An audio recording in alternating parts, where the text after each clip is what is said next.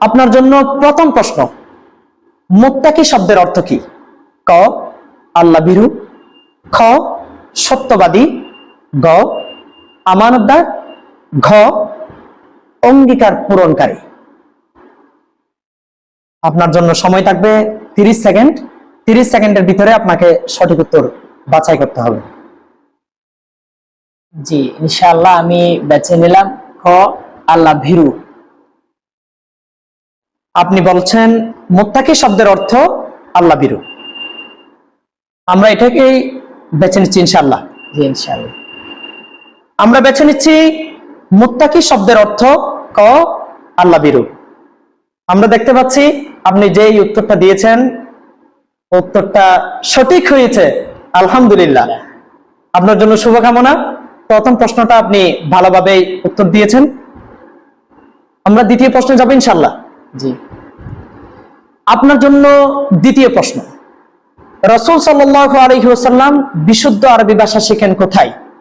ক ওহীর মাধ্যমে, খ দাদা আব্দুল মুত্তালিবের কাছে, গ দুধমাতা হালিমার গৃহে, ঘ প্রাপ্তবয়স্ক হওয়ার পরে। আপনি সময় পাচ্ছেন 30 সেকেন্ড। আপনার নির্ধারিত সময়ের মধ্যে উত্তর দিতে হবে।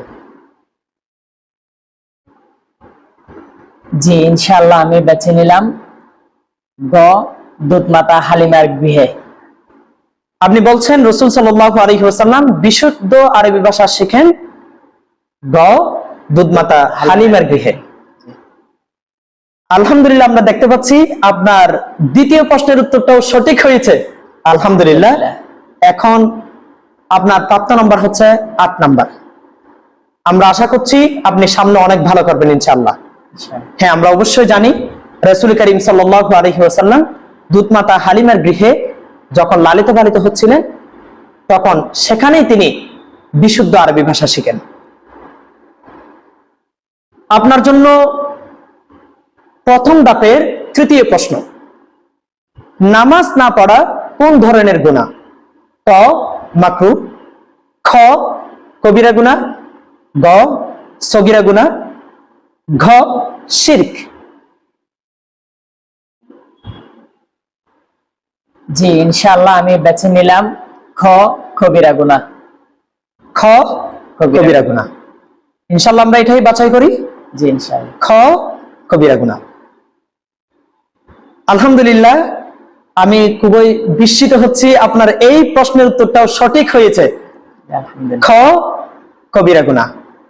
আসলে নামাজ না পড়া এটা হচ্ছে কবিরা গুনার শামিল, এবং হাদিস শরীফের মধ্যে আমরা পাই মুসলিম এবং কাফের এই দুইজনের মাঝে যে পার্থক্যটা সৃষ্টি করে সেটা হচ্ছে নামাজ।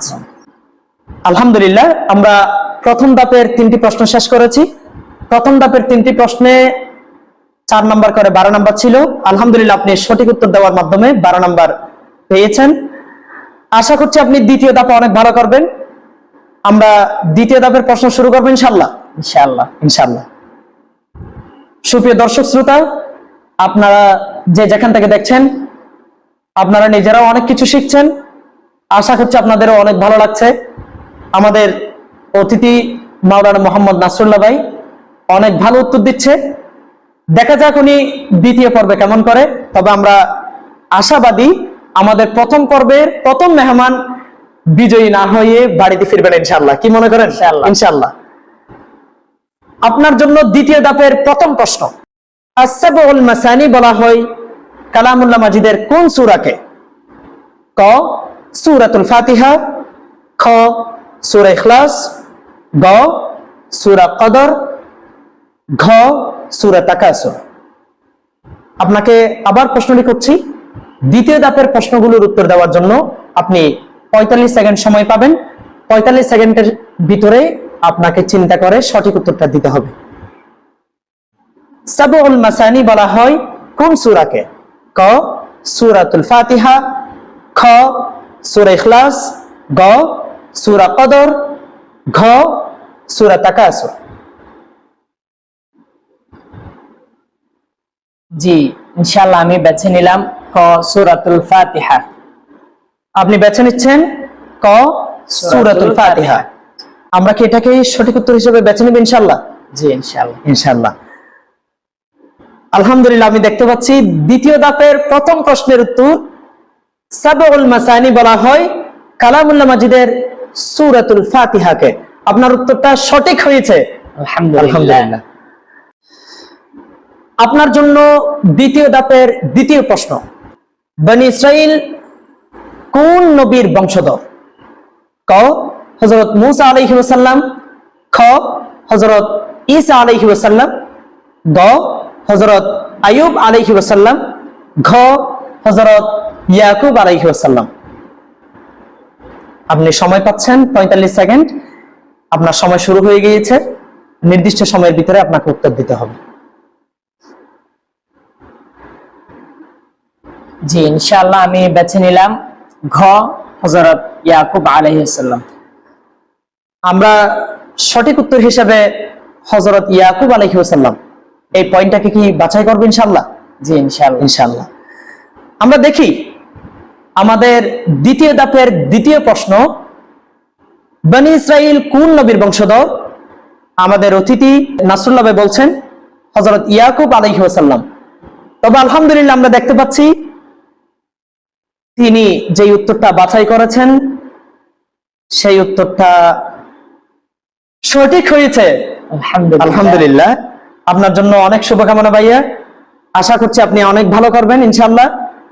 আপনার জন্য যেই সামনে প্রশ্নগুলো আছে আমি নিজেও চাইবো আপনি এগুলোতে ভালো করেন এবং আপনি যেন আমাদের পক্ষ থেকে বিজয়ী ঘোষিত হন এবং আমাদের পক্ষ থেকে যেন আপনাকে আমরা বিজয়ীর খেতাব দিতে পারি এবং আপনার হাতে যেন আমরা পুরস্কার তুলে দিতে পারি ইনশাআল্লাহ।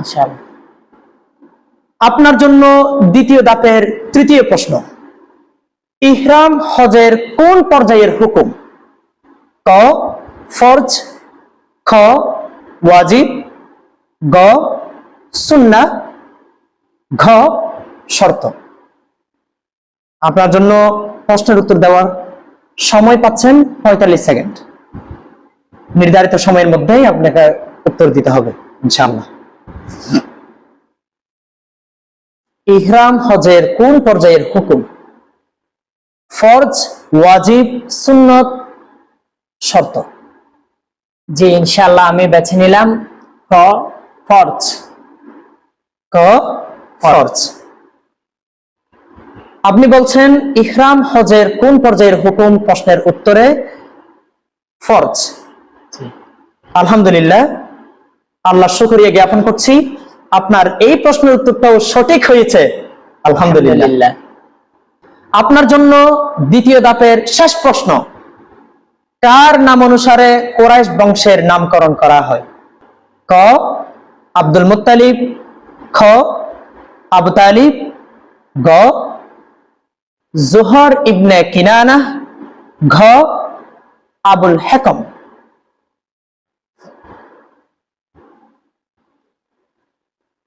জি আলহামদুলিল্লাহ, আমি বেছে নিলাম গ জোহর ইবনে কিনানা। আপনি বেছে নিচ্ছেন জুহর ইবনে কিনানা। কার নাম অনুসারে কুরাইশ বংশের নামকরণ করা হয়? আপনি বলছেন জুহর ইবনে কিনানা। তাহলে আমরা গ নাম্বারটাকে সঠিক উত্তর হিসেবে বাছাই করছি ইনশাআল্লাহ। জি ইনশাআল্লাহ। আমি দেখতে পাচ্ছি আপনি যেই উত্তরটা দিয়েছেন, কার নাম অনুসারে কুরাইশ বংশের নামকরণ করা হয়? আপনি বলেছেন জুহর ইবনে কিনানা। আমি দেখতে পাচ্ছি আলহামদুলিল্লাহ আপনি সঠিক উত্তর দিয়েছেন। আলহামদুলিল্লাহ। আলহামদুলিল্লাহ। এখন পর্যন্ত আপনি প্রথম ধাপের 3টি প্রশ্ন এবং দ্বিতীয় ধাপের 4টি প্রশ্নের সঠিক উত্তর দিয়েছেন। দেখা যাক আমরা আমাদের তৃতীয় ধাপের প্রশ্ন শুরু করতে যাচ্ছি। জি আপনার জন্য অনেক শুভকামনা ভাইয়া। আমি চাই তৃতীয় ধাপও আপনি বরাবরের মতো ভালো করবেন ইনশাআল্লাহ। ইনশাআল্লাহ। অনেক পড়াশোনায় আছেন, বোঝাই যাচ্ছে আলহামদুলিল্লাহ অনেক পড়াশোনা করছেন, অনেক অধ্যয়ন করছেন, সেজন্যই হয়তো প্রশ্নগুলোর উত্তর সঠিকভাবে দিতে পেরেছেন। আল্লাহ তাআলা আপনার ইলমে বারাকা দান করুক, আপনার হায়াতে বারাকা দান করুক। সাথে সাথে আমাদের দর্শক শ্রোতারাও অনেক বেশি খুশিতে আছে আমি বিশ্বাস করি, কারণ আমাদের নাসরুল্লাহ ভাইয়ের মাধ্যমে আমাদের দর্শক শ্রোতারাও অনেক কিছু শিখছেন, অনেক কিছু জানছেন দেখা যাক আমাদের তৃতীয় পর্বে আমাদের নাসরুল্লাহ ভাই কেমন উত্তর দেয়। আমরা সবাই নাসরুল্লাহ ভাইয়ের জন্য শুভকামনা করছি। আমরা তৃতীয় ধাপের প্রশ্ন শুরু করবো ইনশাল্লাহ। জি ইনশাআল্লাহ। ইনশাল্লাহ। কি মনে হয়, আপনি কি প্রথম এবং দ্বিতীয় ধাপের মতো তৃতীয় ধাপে ভালো করবেন ইনশাল্লাহ? জি ইনশাআল্লাহ। ইনশাল্লাহ। দেখা যাক, আমরা শুরু করছি তৃতীয় ধাপের প্রথম প্রশ্ন। তবে এর আগে আপনাকে জানিয়ে রাখি, আপনি প্রত্যেকটা প্রশ্নের জন্য 12 নাম্বার করে পাবেন এবং চিন্তা করার জন্য 45 সেকেন্ড সময় পাবেন। 45 সেকেন্ডের ভিতরে আপনাকে সঠিক উত্তর দিতে হবে। যদি আপনি প্রত্যেকটা প্রশ্নের সঠিক উত্তর দিতে পারেন তাহলে আপনি পেয়ে যাচ্ছেন 5টি প্রশ্নের 60 নাম্বার, 12 নাম্বার করে। আল্লাহ না করুক যদি কোনো প্রশ্নের উত্তর ভুল হয়ে যায় তাহলে আপনার প্রাপ্ত নাম্বার থেকে 12 নাম্বার কাটা যাবে। তো আশা করছি আপনি প্রস্তুত আছেন। আমরা শুরু করছি ইনশাল্লাহ। জি ইনশাআল্লাহ। ইনশাল্লাহ। আপনার জন্য তৃতীয় ধাপের প্রথম প্রশ্ন, জুহফা কাদের মিকাত? ক মদিনাবাসী, খ মক্কাবাসী, গ নজদবাসী, ঘ সিরিয়াবাসী।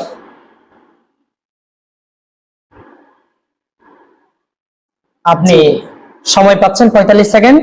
সেই সময়টার ভিতরে আপনাকে উত্তর দিতে হবে ইনশাল্লাহ।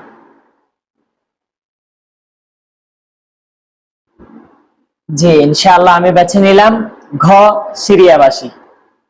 আপনি বলছেন জুহফা সিরিয়াবাসীদের মিকাত ছিল, তাহলে আমরা এটাকে সঠিক উত্তর হিসাবে বেছে নিচ্ছি ইনশাআল্লাহ। জি ইনশাআল্লাহ। ইনশাআল্লাহ। আমি দেখতে পাচ্ছি আপনি বলছেন জুহফা কাদের মিকাত। আপনি বলেছেন সঠিক উত্তর হবে ঘ সিরিয়াবাসী। আমি দেখতে পাচ্ছি আপনার উত্তরটা সঠিক হয়েছে। আলহামদুলিল্লাহ। আলহামদুলিল্লাহ। বরাবরের মতো আপনি অনেক ভালো করছেন। আশা করছি আপনি আজকে বিজয়ী হয়ে ছাড়বেন। আমার থেকে পুরস্কারটা অবশ্যই নিয়ে নেবেন, আমি বুঝতেছি। আল্লাহ তাআলা আপনাকে বারাকা দান করুক। আপনার জন্য তৃতীয় ধাপের দ্বিতীয় প্রশ্ন, হিলফুল ফুজুল প্রতিষ্ঠিত হয় কত সালে? ক 570 সালে, খ 590 সালে, গ 595 সালে, ঘ 560 সালে। হিলফুল ফুজুল কত সালে প্রতিষ্ঠিত হয়? 570, 590, 595, 560 সাল। আপনি কোনটাকে বেছে নেবেন?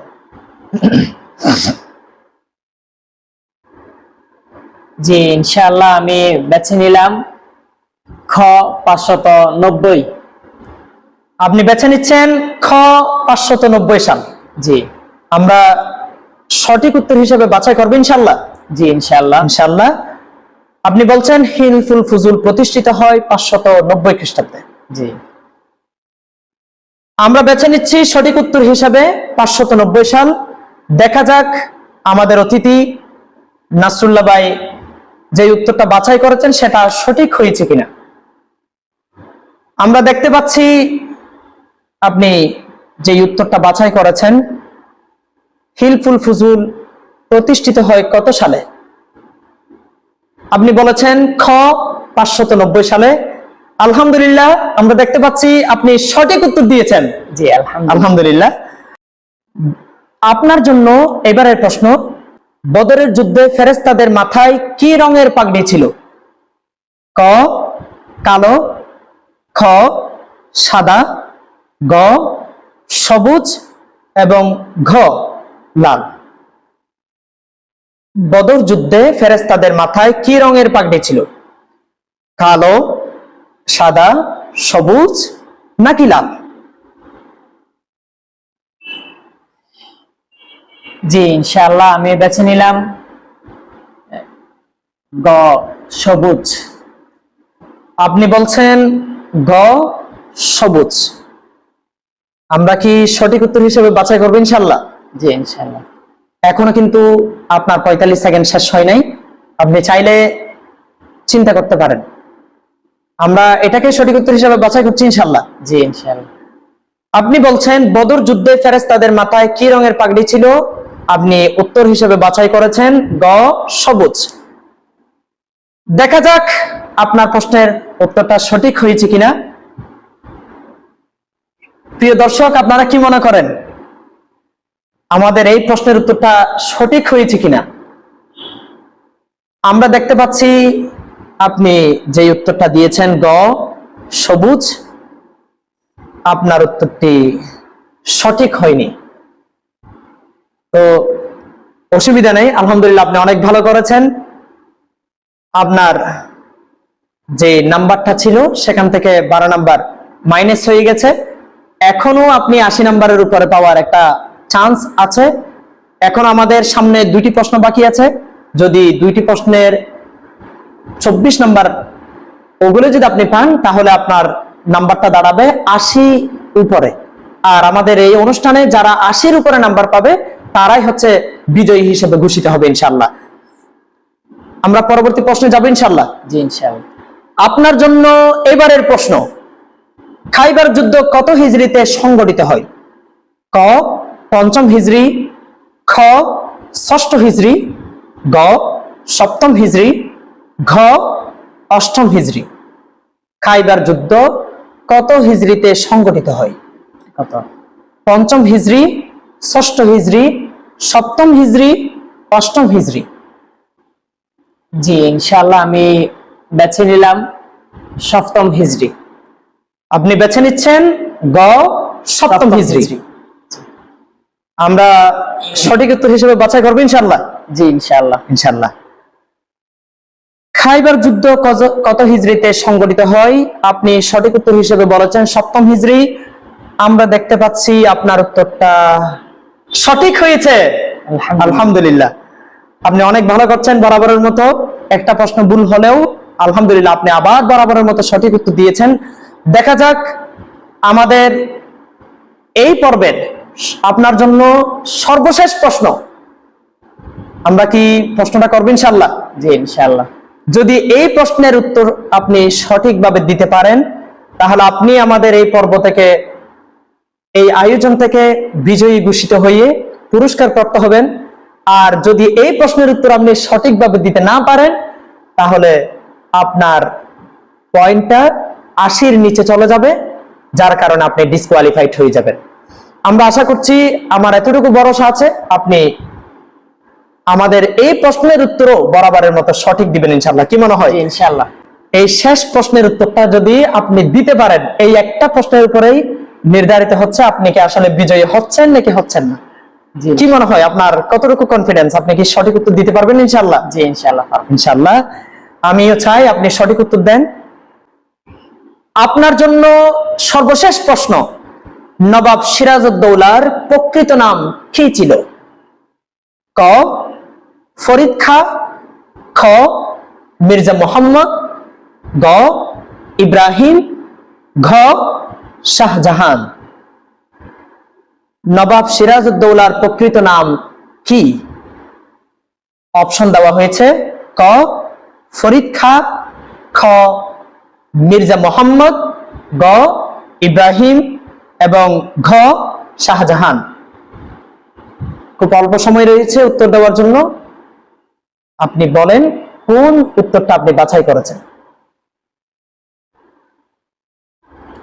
জি ইনশাআল্লাহ আমি বেছে নিলাম খ মির্জা মোহাম্মদ। আপনি বলছেন খ মির্জা মোহাম্মদ। আমরা সঠিক উত্তর হিসেবে বাছাই করব ইনশাআল্লাহ। জি ইনশাআল্লাহ। ইনশাআল্লাহ। দেখা যাক আপনার এই প্রশ্নের উত্তর সঠিক হচ্ছে কিনা। দর্শক, এই প্রশ্নের উত্তরের মাধ্যমে আজকের পর্বে সিদ্ধান্ত হবে আমাদের অতিথি হাফেজ মোহাম্মদ নাসরুল্লাহ ভাই, উনি কি বিজয়ী হচ্ছেন নাকি ডিসকোয়ালিফাইড হচ্ছেন। আপনাদের কি মনে হয় তিনি শেষ প্রশ্নের উত্তরটা কি সঠিক দিয়েছে নাকি ভুল দিয়েছে? আমরা দেখতে চাই আমাদের এই পর্বের সর্বশেষ প্রশ্ন, নবাব সিরাজউদ্দৌলার প্রকৃত নাম কি? এই প্রশ্নের উত্তর আপনি দিয়েছেন মির্জা মোহাম্মদ। আমি দেখতে পাচ্ছি আপনার উত্তরটা সঠিক হয়েছে। আলহামদুলিল্লাহ ভাই, আপনার সাথে একটা হাত মিলাই। আলহামদুলিল্লাহ, আপনি অনেক ভালো করেছেন। আমি আশাবাদী ছিলাম আপনি বরাবর মতো ভালো করবেন এবং বিজয়ের মালা ছিনিয়ে নেবেন। তো আলহামদুলিল্লাহ, 12টি প্রশ্ন করা হয়েছে আপনাকে। 12টি প্রশ্নের মধ্যে আপনার পূর্ণ নাম্বার ছিল 100 নাম্বার। একটা প্রশ্নের উত্তর আপনি ভুল করেছেন, যার কারণে 12 নাম্বার কেটে গিয়েছে। কিন্তু এরপরও আলহামদুলিল্লাহ আপনার প্রাপ্ত নাম্বার দাঁড়িয়েছে 88 নাম্বার। আলহামদুলিল্লাহ, আপনি বিজয়ী ঘোষিত হয়েছেন। আমরা আপনাদের দর্শকদের জন্য যে পর্বটা রেখেছি সেটা নিয়ে একটু কথা বলতে চাই।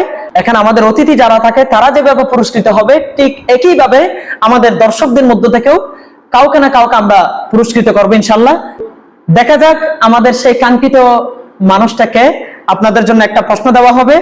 এই প্রশ্নের উত্তর যতজন ব্যক্তি সঠিক দিবেন লটারির মাধ্যমে, তাদের মধ্য থেকে একজনকে আমরা বিজয়ী হিসেবে ঘোষণা করব এবং আমাদের এই ধারাবাহিক অনুষ্ঠানের পরবর্তী পর্বে আমরা সেই বিজয়ীর পিকচার সহকারে নাম ঘোষণা করব এবং তাকে আনুষ্ঠানিকভাবে আমরা পুরস্কৃত করব ইনশাআল্লাহ। এবারের প্রশ্ন আমাদের দর্শকদের জন্য। আমাদের দর্শকদের জন্য প্রশ্ন হচ্ছে, হজ কোন মাসে পালিত হয়? হজ কোন মাসে পালিত হয়? এই প্রশ্নের উত্তর যতজন দিতে পারবেন আপনাদের প্রত্যেকের নামের তালিকা একত্রিত করে আমরা লটারির মাধ্যমে বিজয়ীর নাম ঘোষণা করব এবং পরবর্তী এপিসোডে আমরা তাদের পিকচার সহকারে, তাদের নাম সহকারে আমরা ঘোষণা করবো ইনশাল্লাহ এবং তাদেরকেও আমরা পুরস্কৃত করবো ইনশাল্লাহ। তাহলে অবশ্যই আপনারা আমাদের এই ভিডিওর কমেন্ট বক্সে আপনাদের উত্তরটা জানাবেন এবং চাইলে আপনারাও এখান থেকে পুরস্কৃত হতে পারবেন ইনশাল্লাহ। আমাদের নাসুল্লাহ ভাইকে যে 12টি প্রশ্ন করেছি, তিনি 12টি প্রশ্নের 11টি প্রশ্নের উত্তর সঠিকভাবে দিতে পেরেছে। শুধুমাত্র একটি প্রশ্নের উত্তর তিনি ভুল দিয়েছে এবং তার টোটাল নাম্বার দাঁড়িয়েছে 88 নাম্বার। আর আমাদের এই অনুষ্ঠানে আমি প্রথমে ঘোষণা করেছি বিজয়ী হবে তারা যারা 80 নাম্বারের চাইতে বেশি পাবে, তারাই আমাদের এই অনুষ্ঠানে বিজয়ী হিসেবে ঘোষিত হবে। আলহামদুলিল্লাহ, সুপ্রিয় দর্শক শ্রোতা, আপনারা দেখতেই পাচ্ছেন আমাদের প্রথম পর্বে প্রথম বিজয়ী হিসেবে ঘোষিত হয়েছে হাফেজ মোহাম্মদ নাসুল্লাহ ভাই। আপনার জন্য অসংখ্য শুভকামনা এবং আমাদের দর্শকদের মধ্য থেকে আমি জানিয়ে রাখবো আপনারা সবাই আমাদের অতিথির জন্য দোয়া করবেন। তিনি আজকে যে ভালো পারফরমেন্স দেখিয়েছেন, আল্লাহ তাআলা তার হায়াতে বারাকা দান করুক, তার ইলমে বারাকা দান করুক এবং তিনি হয়েছেন আজকে আমাদের বিজয়ী। ঠিক আছে ভাই, আসসালামু আলাইকুম ওয়া রাহমাতুল্লাহ। দর্শক শ্রোতা, আসসালামু আলাইকুম ওয়া রাহমাতুল্লাহ। সাথে থাকবেন, ভালো থাকবেন এবং পরবর্তী পর্বের জন্য অপেক্ষায় থাকবেন ইনশাআল্লাহ। আসসালামু আলাইকুম ওয়া রাহমাতুল্লাহি ওয়া বারাকাতুহু।